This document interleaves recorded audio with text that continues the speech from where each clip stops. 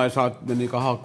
ممتاز ماہر قانون محترم عرفان قادر صاحب ہے. عرفان قادر صاحب کو اب ضرورت نہیں کہ وہ اٹارنی جنرل ہوں یا الیکشن کمیشن کے وکیل ہوں یا کوئی اور کسی قانون کے حوالے سے کسی ادارے کو مشورہ دوں, کہ خود اب قادر صاحب کا کہا ہوا بڑا اتھارٹی کا درجہ رکھتا ہے. تو شکریہ عرفان قادر صاحب, مہربانی فرماتے ہیں, بی میرے لیے حاضر ہیں. قادر صاحب یہ کہا جا رہا ہے کہ جناح ہاؤس یعنی جو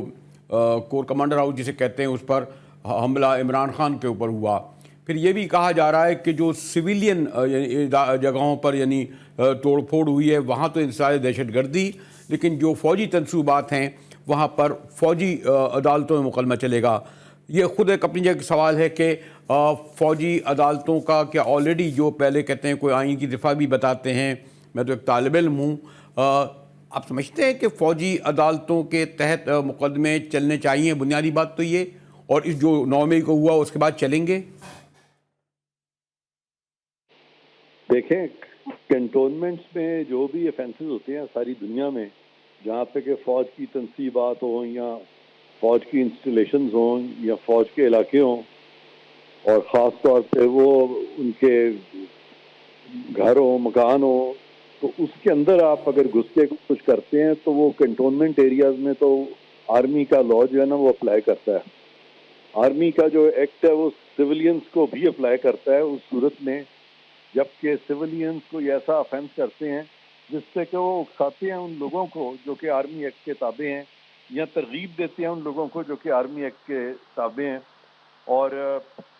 وہ ان پہ بھی پھر قانون جو ہے وہ آرمی ایکٹ کا لاگو ہوتا ہے. جی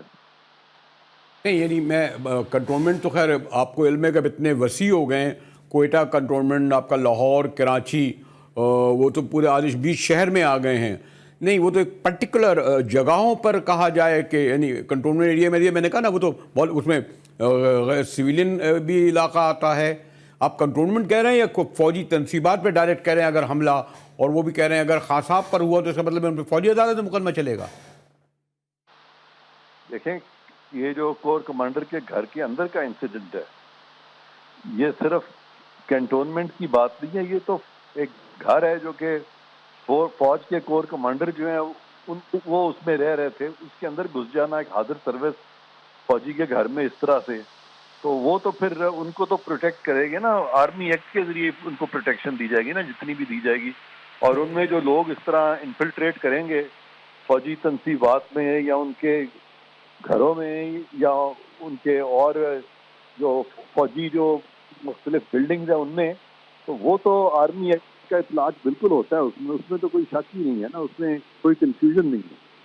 تو اس بارے میں کوئی کنفیوژن نہیں کہ پھر پی ٹی آئی کے چیئرمین پر فوجی عدالت ہی مقدمہ چلے گا کیونکہ ان کے حکم پر ہوا ہے؟ دیکھیں, پی ٹی آئی کے چیئرمین کے جو اسپیسیفک فیکٹس ہیں وہ تو ہمارے سامنے ابھی نہیں ہیں, لیکن اگر انہوں نے اکسایا ہے کسی کو اور اس سے ایویڈنس ملتا ہے کہ ان کے کہنے پہ انہوں نے کوئی ایسی ترغیب دی ہے لوگوں کو کہ وہ جب ماسٹر مائنڈ کر رہے تھے یا پیچھے سے وہ لوگوں کو فورس کر رہے تھے, تو بالکل وہ بھی اس چیز میں آ سکتے ہیں. پرائم منسٹر نے بڑی ذمہ داری سے کہا ہے نا, پرائم منسٹر نے بڑی ذمہ داری سے کہا ہے کہ ان کے کہنے پر, ان کے حکم پر حملہ ہوا ہے. کس نے کہا ہے؟ پرائم منسٹر شہباز شریف نے. تو آبویسلی ان کے سامنے ایسے شواہد آئے ہیں نا, جی, بلکہ سوشل میڈیا پہ بھی کافی سارے اس طرح کے جو سٹیٹمنٹس ہیں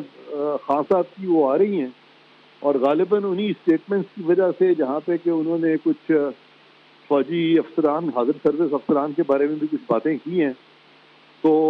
اس سے جب وہ سرکمسٹانشل ایویڈنس جو ہے وہ اکٹھا کیا جا رہا ہے تو اس سے کہتے ہیں کہ وٹنسز میں لائے بٹ سرکمسٹانسز کی ناٹ. تو اگر ان امپیچبل کریکٹر کا سرکمسٹانشل ایویڈنس اگر آتا ہے کسی کے خلاف